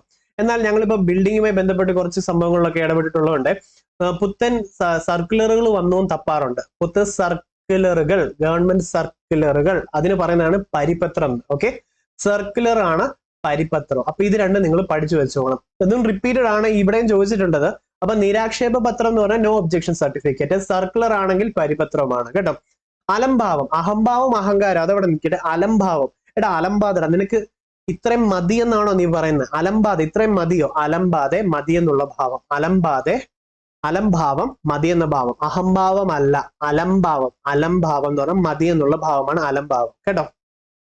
അടുത്ത് ആദരം എന്ന പദത്തിന്റെ അർത്ഥം എന്താണ്? എന്താ? നനവുള്ള എന്നാണ് അല്ലെ. ചുവടെ ചേർക്കുന്നവയിൽ ആദേശസന്ധിക്ക് ഉദാഹരണമല്ലാത്തത് ഏതാ? വിണ്ണാറാണ് ആദേശസന്ധിക്ക് ഉദാഹരണമല്ല. ആദേശസന്ധി എന്ന് പറഞ്ഞാൽ ഒരു പുത്തൻ വാക്ക് വന്ന് ചേരും അല്ലെ. ആഗമസന്ധി എന്ന് പറഞ്ഞാൽ യായും വായും വന്ന് കീറും. ഓക്കെ. ദ്വിത്വസന്ധി എന്ന് പറഞ്ഞാൽ ഇരട്ടിക്കും, കാ ഇക്കായാവും, അല്ല ഇങ്ക ആവത്തില്ല. ഇതൊക്കെ ഓർത്ത് വെച്ചോണം കേട്ടോ. ഈ ഒക്കെ പോയി ഇങ്ങനെ ലോപിച്ച് ചേരും, ഇതാണ് ലോപസന്ധി. ഇത് റിപ്പീറ്റഡ് ആയി ചെയ്ത് നമുക്ക് സെറ്റ് ആയിട്ട് കിട്ടും. ഋഷികളെ സംബന്ധിച്ച് എന്താ? ആർഷമാണ് അല്ലെ. അടുത്തത് സർക്കുലർ എന്ന പദത്തിന് പ്രകാരം പ്രയോഗിക്കാവുന്ന ഭാഷാപദം ഏതാ? പരിപത്രമാണെന്ന് ഓർത്തു വെച്ചോണം. ഇന്ന് നിരാക്ഷേപ പത്രം എന്തായിരുന്നു? ഓർമ്മയുണ്ടോ? നോ ഒബ്ജക്ഷൻ സർട്ടിഫിക്കറ്റ്, NOC അല്ലെ. പരിപത്രമാണ്, സർക്കുലർ ആണ്. വൃദ്ധി എന്ന പദത്തിന്റെ വിപരീത പദം എന്താണ്? ക്ഷയമാണ് അല്ലെ. വൃദ്ധി എന്ന പദത്തിന്റെ വിപരീത പദം എന്താ? ക്ഷയമാണ്. ഇനി കുറച്ച് ഈ ഒരു എക്സാം ബേസ് ചെയ്തിട്ട് ഡെപ്തിൽ ചോദിച്ച ടോപ്പിക്സ് ആണ്. നമുക്ക് വേണ്ടതിലും കൂടുതൽ ഡെപ്തിലാണ് ഇതിലെ ക്വസ്റ്റ്യൻസ് കുറെ വന്നിട്ടുണ്ട്. അതുകൊണ്ട് നിങ്ങൾ ഇത് ടഫ് ആണെന്ന് വിചാരിച്ച് പേടിക്കേണ്ട. ഈ എക്സാം ബേസ് ചെയ്തിട്ട് കുറച്ചുകൂടി ഡിഫിക്കൽട്ട് ആയിട്ട് വന്ന ക്വസ്റ്റ്യൻസ് ആണിത്. ഓക്കെ. കേരള സംസ്ഥാനത്തെ ഏക വനിതാ തുറന്ന ജയിൽ സ്ഥിതി ചെയ്യുന്ന ജില്ല ഏതാ? തിരുവനന്തപുരം. ഇത് റിപ്പീറ്റഡ് PYQ കേട്ടോ. ഇമ്പോർട്ടന്റ് ആക്ടിന്ന് കുറച്ച് ഡെപ്തിലെ ചോദ്യമുണ്ട്, അതാണ് ഞാൻ ഉദ്ദേശിച്ചത്, ഇതല്ല. അപ്പൊ ഏക വനിതാ തുറന്ന ജയിൽ, ഓപ്പൺ ജയിൽ ഏതാണ്? തിരുവനന്തപുരമാണെന്ന് ഓർത്തോണം. കേരള ജയിൽ വകുപ്പിന്റെ സംസ്ഥാന പബ്ലിക് വിവരാവകാശ ഓഫീസറിന്റെ ചുമതല വഹിക്കുന്നത് ആരാ? ഇദ്ദേഹമാണ് അല്ലെ. 2005 വിവരാവകാശ നിയമത്തിന്റെ 2ാം പട്ടികയിൽ ഉൾപ്പെടുത്താത്ത ഈ കൂട്ടത്തിൽ വിജിലൻസ് ആണ്. ഇത്രയും ഡെപ്തിൽ നമ്മൾ പഠിച്ചിട്ടുണ്ടോ? ഇല്ല. പഠിക്കേണ്ടതുണ്ടോ? ഇല്ല. ഈ ഒരു എക്സാം ബേസ് ചെയ്തിട്ട് നല്ല ഡെപ്തി വന്നിട്ടുള്ള ഒരു സംഭവം ഇത്. പക്ഷെ ഇതങ്ങ് ബൈഹാർട്ട് ചെയ്തോ, ഇനി ഇതിൽ കൂടുതൽ ഡെപ്തിൽ നോക്കണ്ട കേട്ടോ. 2ാം പട്ടികയിൽ ഉൾപ്പെടുത്താതെ ഈ പട്ടികകൾ സെപ്പറേറ്റ് നമ്മൾ പഠിക്കുന്നുണ്ടോ? ഇല്ല. വിവരാവകാശ നിയമപ്രകാരം സാധാരണയുള്ള വിവരാവകാശ അപേക്ഷയ്ക്ക് മേൽ മറുപടി നൽകേണ്ട സമയപരിധി എത്ര? ഫസ്റ്റ് അപ്പീൽ 30 ദിവസം. സെക്കൻഡ് അപ്പീൽ ആണ് 90 days ആണെന്ന് ഓർത്തോണം. പബ്ലിക് ഇൻഫർമേഷൻ ഓഫീസർക്ക് കൊടുത്തേക്ക് 30 ദിവസത്തിനകം മറുപടി കിട്ടണം. അസിസ്റ്റന്റ് പബ്ലിക് ഇൻഫർമേഷൻ ഓഫീസർക്കാണ് 35 ദിവസവുമാണ്. വിവരാവകാശ നിയമപ്രകാരം വിവരം വെളിപ്പെടുത്തുന്നതിൽ നിന്നും ഒഴിവാക്കപ്പെട്ടത് എന്താണ്? വിവരം പരസ്യപ്പെടുത്തേണ്ടെന്ന് കോടതി പറഞ്ഞിട്ടുള്ളവ അല്ലെ. പിന്നെ അതേപോലെ എന്തൊക്കെയുണ്ട്? ആർമി അല്ലെ, എയർഫോഴ്സ്, നേവി, ഇതുമായി ബന്ധപ്പെട്ടത്. പിന്നെ നമ്മുടെ ഫോഴ്സുകൾ എന്തൊക്കെയാ? Police force, Assam rifles, border security force, CISF, CRPF, Assam rifles, പിന്നെ ഇന്റലിജൻസ് എന്ന് തുടങ്ങുന്ന ഏജൻസികള്, റിസർച്ച് എന്ന് പറയുന്ന ഏജൻസികള്, എൻഫോഴ്സ്മെന്റ് തുടങ്ങുന്ന ഏജൻസികൾ, ഇതിലത്തെ ഒരു വിവരങ്ങളും നമുക്ക് കിട്ടത്തില്ല. അതേപോലെ കോടതി പരിഗണനയിരിക്കുന്നവയും കിട്ടത്തില്ല. എന്നാൽ കിട്ടുന്നത് ഏതൊക്കെയുണ്ട്? Chief minister office, prime minister office, സർക്കുലറുകള്, പിന്നെ നോട്ടീസുകള്, പിന്നെ പത്രക്കുറിപ്പുകള്, ലോഗ് ബുക്ക്, മെമ്മോ എക്സെട്ര എല്ലാം കിട്ടും. അതേപോലെ മനുഷ്യാവകാശ ലംഘനവും കറപ്ഷൻ നടന്ന ഏതൊരു വിഭാഗത്തിൽ നിന്ന് എന്തും കിട്ടിയിരിക്കും. ഇത്തരം കാര്യങ്ങൾ ഓർത്തു വെച്ചോണം കേട്ടോ. ഇനി മുഖ്യ വിവരാവകാശ കമ്മീഷണറും വിവരാവകാശ കമ്മീഷണർമാരെയും തിരഞ്ഞെടുക്കുന്നതിനുള്ള ശുപാർശ തയ്യാറാക്കുന്ന കമ്മിറ്റിയിൽ ഉൾപ്പെടാത്തത് ഈ കൂട്ടത്തിൽ വൈസ് പ്രസിഡന്റ് ആണ്. ഇത് ഞാൻ സെപ്പറേറ്റ് ആയിട്ട് ഒരു പാഠമായിട്ട് കേരള ഗവർണൻസിൽ എടുത്തു തന്നിട്ടുണ്ട്. നിങ്ങൾ അത് പഠിക്കണം, പഠിച്ചിട്ടേ പോകാവൂ. 93 ദേശീയ മനുഷ്യാവകാശ നിയമപ്രകാരം ദേശീയ മനുഷ്യാവകാശ കമ്മീഷൻ അധ്യക്ഷ പദവി വഹിക്കാൻ അർഹമായത് 93 നിയമപ്രകാരം സുപ്രീം കോടതി ചീഫ് ജസ്റ്റിസിനാണ്. എന്നാൽ നിലവിൽ ഭേദഗതിക്ക് പ്രകാരം ആരാ? ഭേദഗതി പ്രകാരം ഇപ്പൊ നിലവിൽ ആർക്കൊക്കെ പറ്റും? സുപ്രീം കോടതി ചീഫ് ജസ്റ്റിസ് റിട്ടയർഡും പറ്റും, സുപ്രീം കോടതി ജഡ്ജിക്കും പറ്റും. 93 നിയമപ്രകാരമാണ് സുപ്രീം കോടതി ചീഫ് ജസ്റ്റിസിന് മാത്രമേ പറ്റുള്ളൂ, ജഡ്ജിക്ക് പറ്റത്തില്ല. നിലവിലാണെങ്കിലോ പറ്റുമെന്ന് ഓർത്തു വെച്ചോണം. ദേശീയ മനുഷ്യാവകാശ കമ്മീഷൻ വാർഷിക റിപ്പോർട്ട്, ഇത് 90% ആൾക്കാർക്കും തെറ്റുന്ന നല്ലൊരു ചോദ്യമാണ്. വാർഷിക റിപ്പോർട്ട് കൊടുക്കുന്നത് ആർക്കാണ്? കേന്ദ്ര സംസ്ഥാന സർക്കാരുകൾക്കാണ്. ഓക്കെ, കേന്ദ്ര സംസ്ഥാന സർക്കാരിനാണ് വാർഷിക റിപ്പോർട്ട് കൊടുക്കുന്നതെന്ന് മറക്കരുത്. ഓക്കെ. അടുത്തത്, ലോകത്തെ ഏറ്റവും കൂടുതൽ ഭാഷകളിൽ വിവർത്തനം ചെയ്യപ്പെട്ട ഔദ്യോഗിക രേഖ ഏതാണെന്ന് അറിയാം? ലോകത്തെ ഏറ്റവും കൂടുതൽ അന്താരാഷ്ട്ര മനുഷ്യാവകാശ പത്രിക, ഹ്യൂമൻ റൈറ്റ് ഡിക്ലറേഷൻ ആണ് ഇതല്ലേ. അതെ, 1948 ഡിസംബർ 10 ഇതിന്റെ തീയതി. ഇത് റിപ്പീറ്റഡ് ചോദ്യമാണ്, മറക്കരുത്. മാഗ്ന കാർട്ട എന്തായിരുന്നു? ഹേബിയസ് കോർപ്പസ് ആദ്യമായിട്ട് മെൻഷൻ ചെയ്തിട്ടുള്ള ഈ മാഗ്ന കാർട്ടയിൽ 1215 സണ്ണിമേട് മൈതാനത്ത് വെച്ച്, മൈതാനമല്ല മൈതാനം. ഓക്കെ, ധൃതി കൂടി, ഇത്രയും താമസിച്ചു പോയി ക്ലാസ്സിലാണ്, അതിന്റെ ധൃതിക്ക് ഇപ്പൊ തന്നെ മെസ്സേജ് വന്നുകൊണ്ടിരിക്കുക, ക്ലാസ് എന്തേ. പിന്നെ 2-3 ഇങ്ങനെ തംസ് ഡൗൺ ഇമോജികള്, പ്രഷർ ബിൽഡപ്പ് ആവുകയാണ്. അതുകൊണ്ട് ഈ നാക്കുളുക്കി അങ്ങ് പോകുന്നതാ, ഗ്രൂപ്പ് തുറക്കാൻ പറ്റത്തില്ല. Okay, please wait. പിന്നെ UN ചാർട്ടർ ആണെങ്കിലോ 1945 ഡേറ്റ് ഞാൻ നോക്കി വെച്ചിട്ടുണ്ട്, ജൂൺ 26. പഠിക്കണേ.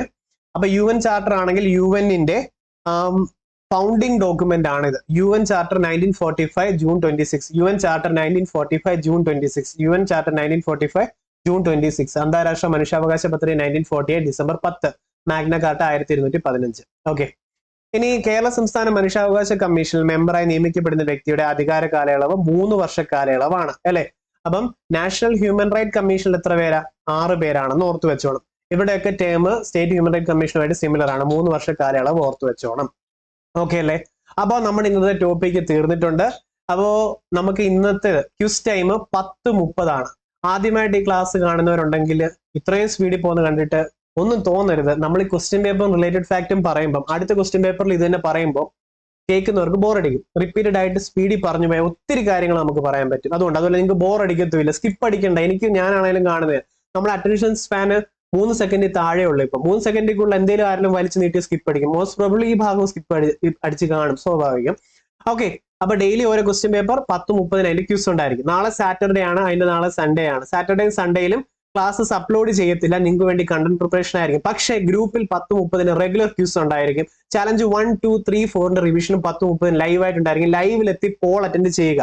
10:30 ലൈവ് ക്യൂസ് ടെലിഗ്രാം ചാനലിൽ നമ്മുടെ ഡിസ്ക്രിപ്ഷൻ ബോക്സിൽ കിടപ്പുണ്ട്.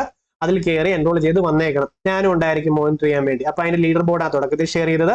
ആദ്യമായിട്ടുള്ളവരുണ്ടെങ്കിൽ വെൽക്കം. ഇച്ചിരി ക്ഷമയോടെ മുന്നോട്ട് പൊക്കോ. ബിഗിനേഴ്സ് ഉണ്ടെങ്കിലും ക്ഷമയോടെ മുന്നോട്ട് പോ. നിങ്ങളെയൊക്കെ ഓർത്ത് തന്നെയാണ് ചെയ്യുന്നത്. അപ്പൊ ഫാസ്റ്റ് ആന്ന് പറഞ്ഞാൽ നിങ്ങളെ ഒഴിവാക്കിയെന്ന് വിചാരിക്കേണ്ട. ഇങ്ങനാണ് ആളായി മാറുന്നത്, അത് മറക്കണ്ട. ഓക്കെ, ശരി. അപ്പോ 10:30 ഇന്ന് കാണാം. വീഡിയോ ഇഷ്ടപ്പെട്ട ഒരു ലൈക്ക്. പിന്നെ നിങ്ങൾക്ക് ക്ലാസ്സും കാര്യങ്ങളും ഇഷ്ടപ്പെട്ട ഇതിലൊരു ക്വസ്റ്റ്യനും കമന്റ് ചെയ്യാൻ മറക്കരുത്. പിന്നെ ടെലിഗ്രാം ചാനലിലും നമുക്ക് കാണാം. ഓക്കെ അല്ലേ? അപ്പൊ thank you so much. Bye bye.